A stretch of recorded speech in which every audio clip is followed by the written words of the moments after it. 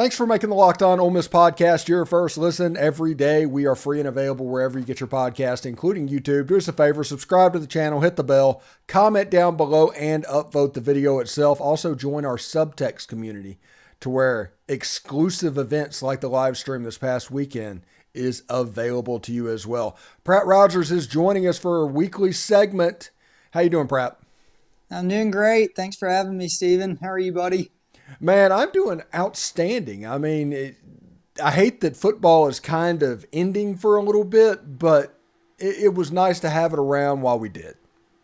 Well, you could say ending. You could say maybe beginning with the transfer portal opening up on Saturday. Maybe be some good gossip here over the next, couple of weeks, hopefully, of new transfers Kiffin's chasing. So I kind of look at it the same way you do. I love seeing the live action in the Grove Bowl. Yeah, absolutely. And speaking of the Grove Bowl, what are your impressions from that game? Man, I thought it was awesome. I thought the Grove Bowl was exactly what you want it to be, a high-scoring affair, an entertaining event. I thought there were a lot of players that made plays that kind of didn't really think would be making plays, and that's kind of the purpose of the Grove Bowl, right? I mean, to let younger, inexperienced players get some PT, stuff like that. But the guy who we've been talking about a lot, I feel like every podcast his name comes up just based off his potential. Trigg balled out. I thought he had a great Grove Bowl, and he needed it. That was kind of my initial first impression. 9 catches. In the acrobatic catch while he was falling down, he looks bigger than everybody on the field. He looked ready this year, Steven. I don't know if you got that impression, but I just sat there. I was like, Trigg's got his mind right. And I hope he does, and I'm optimistic about it. But he went out and performed on Saturday. Yeah, and I hope that it, propels into the fall, because we heard these stories last year and it didn't quite translate. I hope it does translate this fall. But Chris Marshall, by the way, that is the one player that – yeah, he looks like pre-Laquan injury Laquan. Yeah, he has a chance to be dominant, a receiver that we haven't really had since, I guess, AJ walked off campus. But he is that Laquan type guy. And you see that number 12 throwing out there, it kind of makes you think of Dante Moncrief, Can't help it. Yeah, you just can't help but see that. And I thought his game and the way he played was really good Saturday. Yep, no doubt. Walker Howard was quoted calling him a freak specimen. And the thing that immediately stuck out, in my opinion, about Marshall was every time there was a contested catch, he was going up and getting it. And that was the thing that stood out to me. It was like, hey, anytime there was a tough catch, he got it. Whether it was the sideline play where he, tiptoed and called it on the sideline, and everybody ruled him out, but he was in. And then the back shoulder fade towards the end zone. There was like 3 or 4 where I sit there and say those are 50-50 balls for an average receiver. Absolutely the odds were shifted in his favor on every single one of those 50-50 balls. I felt. I don't know if it was necessarily kind of high pointing the ball well. I'm not sure about that, but I just 100% felt that every time it was a close call, he was going up and getting it and making a play for the offense. Yeah, and when you think about it, at tight end between Michael Trigg and Caden Priestcorn, and then at wide receiver you have Chris Marshall and several guys that look the part that can do the job. At running back you have Quinshawn, who may be the best running back in the country, and backed up by Ulysses Bentley IV, who is an AAC All-Conference former back. So that puts a lot of pressure on the quarterback position. How do you see the quarterback position this weekend? Well, I would say the first thing is Walker Howard. Was, I thought, the best of all 3. I thought Dart had some moments where he overthrew a few long balls, and we all know he loves tossing the long ball. Sometimes he doesn't always connect on the long ball. But I thought Howard played exceptional. I thought Dart played fine, and I thought Sanders played fine. But honestly, I thought Howard played a near perfect game. I think he was 11 for 13, 3 TDs, 184 yards, and like 20 or 30 yards rushing. I mean, I think that's exceptional to only throw 2 incomplete passes in your, in your first Grove Bowl. My goodness, I gave him an A+. Yeah, and you just figure in the fall we're going to have a legit real quarterback competition, and we're going to have a summer full of drama all the way through until the Mercer game, where we're wondering who is stepping on the field in that game. That is the way I think this is going to roll out. Yep, no doubt. And we both agree that we believe this is a Dart Sanders battle and transaction and probably a Dart thing. But how encouraging is it to see a guy with limited real time action go in and just have a absolute great Grove Bowl who's the future of your program? I mean, I can't really think of anything more encouraging, and there's probably no one on the field I would rather have had seen have such a great game outside him. I mean, I think he was kind of the one all eyes are on to go do a good job, as you may be the guy for the next 3 years after this, So I think that's probably the most encouraging thing I saw throughout the duration of the practice. Physically, watching Walker throw, I see Matt Corral just physically with him just playing the position. But demeanor-wise, like the way he moves around, the way he does stuff, very Eli. I mean, I've heard you mention that, and it's a daunting comparison for a young man, I can imagine. But that's if you're even in that conversation, you're a great athlete, and that's what stuck out to me too, Stephen. And you mentioned his movements. I mean, the first thing that immediately caught my eye during the game with Walker was his ability to throw on the run. I just sat there. I was like, oh my gosh. I mean, he looks so smooth. I mean, incredibly accurate and incredibly smooth and comfortable rolling left, throwing right, or vice versa. And that was really kind of what was awesome, I thought. And I don't know if they ran a lot of rollouts intentionally to protect the QB or anything like that during Grove Bowl, but I felt like we had a lot of plays where Howard was rolling one way or getting out of, making a difficult play that he did an exceptional job on. Yeah, I think everybody needs to also be pretty impressed with what he did on his first touchdown that he threw. It was on like a 4th and 1 or 4th and 2.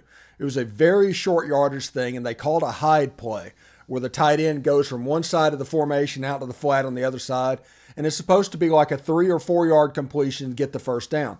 Well, it was covered up. The defense did a really good job of covering that play up. And Walker Howard went from that on the run at its 4th down to a second read. It wasn't there, and then saw Ulysses Bentley breaking up and then threw him open. That ball wasn't a straight line shot that you would see. He threw him open. That ended up being a touchdown on a play that, honestly, last year against Vanderbilt, in a similar situation, there was a pass that was dropped by Casey Kelly. That's that play. And Walker Howard, not only did he turn that in not just a 4th down conversion, turned it into a touchdown. And that had just impressed the heck out of me. Yep, and you mentioned Bentley. I thought Ulysses Bentley had an incredible game too. And I understand the load was light on Judkins intentionally. Man, he really showed some speed on that 40-yard run, didn't he? Yeah. I really like awesome. Bentley. Yeah, I really like Bentley. He looked like prime Jerry and Ely whenever he got going on that long touchdown. Yep, nobody was catching him, and it's hard to forget that last year we had that. Just somebody was banged up and didn't get a chance to show it often, and you got to be optimistic about him going out and really producing and being the number 2 guy this year. Yeah, one receiver that I noticed in the game that I'm paying attention to going into fall is Brandon Buckhalter. He obviously looks confident enough. He has the demeanor of somebody that is kind of growing with Walker Howard. And because of that, that is helping him with Spencer Sanders, because that's who he was playing with Saturday as well. So I'm thinking Brandon Buckhalter might find himself in the rotation come this fall. Yep, I thought Buckhalter had a great game too. And I'd been reading a few articles, kind of like you mentioned. There's a lot of chemistry between Howard and Buckhalter in spring practice and just training together, whatever. That definitely showed in the Grove Bowl, and the on-3 guys definitely had that one spot on because there was definitely some sort of favoritism I felt like towards Buckhalter to where he was absolutely a very comfortable target for Howard. Yeah, and we brag about it for Walker Howard, but we also saw the other side of the coin with Jaxson Dart and Chris Marshall at the end of the game.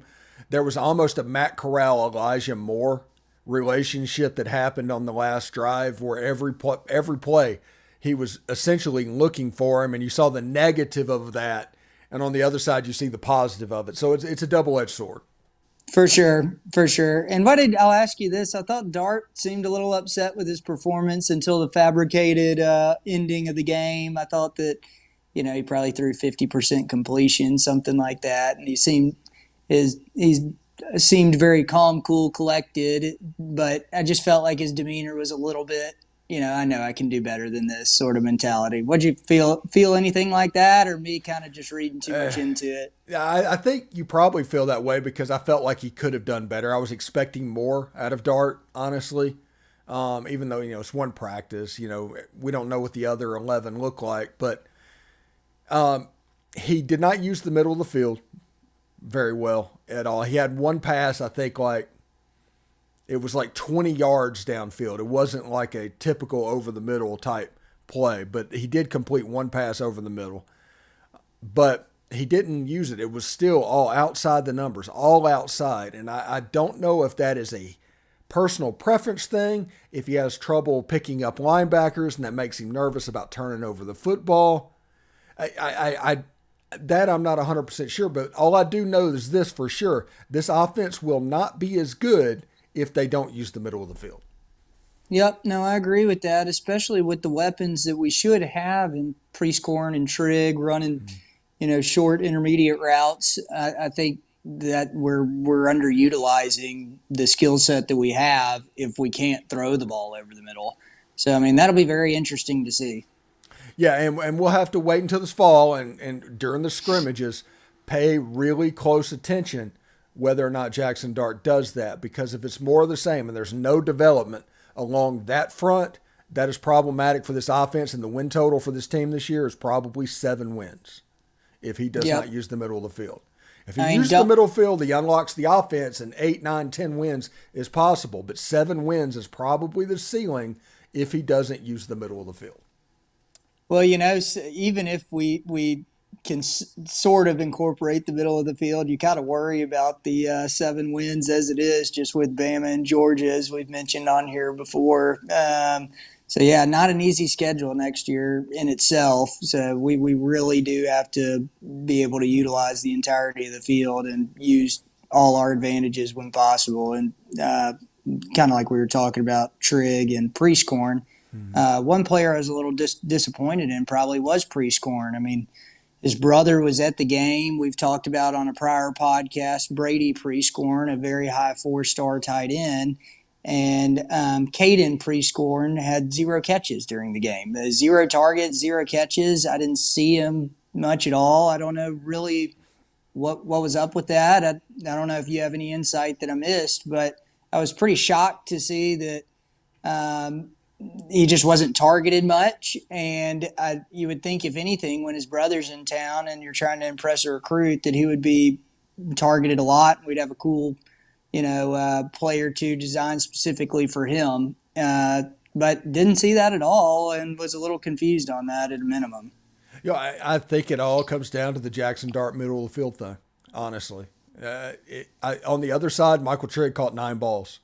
So It wasn't a call thing. It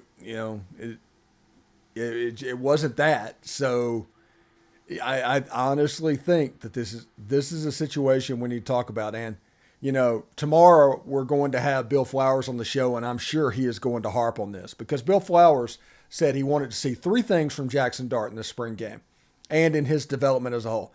First of all, get the ball out of his hand quickly. Jaxson Dart did that. Absolutely. Second, no turnovers. Jaxson Dart did that. No problem. Third one, use all quadrants of the field, and that is the area that he is developing, I think, right now.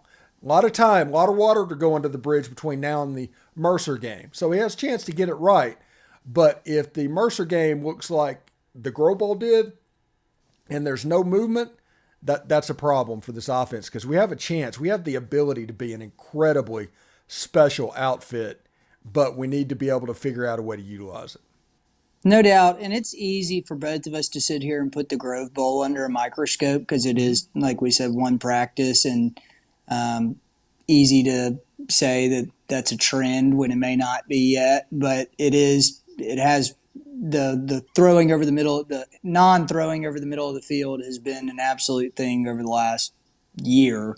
Nonetheless, just being repeated in the Grove Bowl is what I would definitely call a trend. So it's eye-opening and it's something to pay attention to. And I hope that we see some change in that world.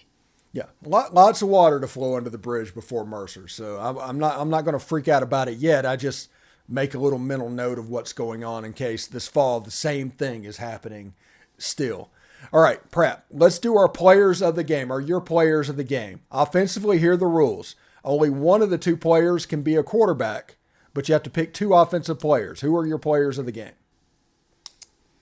Players of the game on offense, Walker Howard is my QB pick, no doubt. And I would go Trigg is my non-QB pick. I mean, I thought he really needed this game, and I think he really did a great job. I think he was enthusiastic being out there. He was jumping up and down on the sidelines, and he did get the one penalty where at the very end of the game for taking his helmet off and running on the field at the end of the game. And I think Kiffin, his attention to detail was incredible on that, giving him a learning lesson of, hey, you can't do that. That's a 15-yard penalty for unsportsmanlike conduct. And I know it's all fun and games, but you gotta commend somebody who coaches to the final whistle. But no, I'd definitely give Trigg the number 2 MVP, and I thought he did an exceptional job. All right, defensive side of the ball, who are we looking at? Defensive side of the ball, I don't know how many tackles he registered, probably only 4 or 5, but I feel like Elijah Sabatini's name was just called constantly, whether he was, in the mix for making the play or, kind of a gang tackle mentality, may not get full credit for, stuff like that. But kind of one of those young, rising stars that you don't necessarily expect to hear a lot of, but we did hear his name called a lot in the Grove Bowl, and I hope that he plays a more meaningful role this year. Okay. What's the second one? Second one, I would probably say, just out of pure excitement, I would probably say Xavion Harris. And it had nothing to do with his production. It had nothing to do with anything other than he is just a obscenely large human. I mean, I see why everybody says, oh, he's going to be a multi-million-dollar tackle one day in the NFL and make a career doing that. I get it. But how cool is it to see him line up, just be bigger than every offensive lineman we've got, and just line up over, on the defensive line and just sit there as an absolute mammoth, a towering figure over everybody else. It was just awesome, I felt like. I heard him say on the sportscast, whatever, that he was 6'7", 365. Yeah. And I knew he was 6'7". I did not know he was 365. But anyway, so from that perspective, I would say he would be number 2, and it's really just out of excitement for me, Stephen. There's no facts to back it up. There's nothing, there's no statistics other than I'm just super excited to see him go wear somebody out next year. All right, thanks for making the Locked On Ole Miss podcast your first listen every day. Every dayers tomorrow on the show, check out Bill Flowers, the former Ole Miss wide receiver, is going to come on to talk Grove Bowl reaction, as we are doing Grove Bowl reactions pretty much throughout the week to talk about the beautiful thing we call football and how sad we are to see it go. Anyway, Pratt, Thank you very much for stopping by today, and we will talk to you next week, brother. All righty. See you, man. Take care.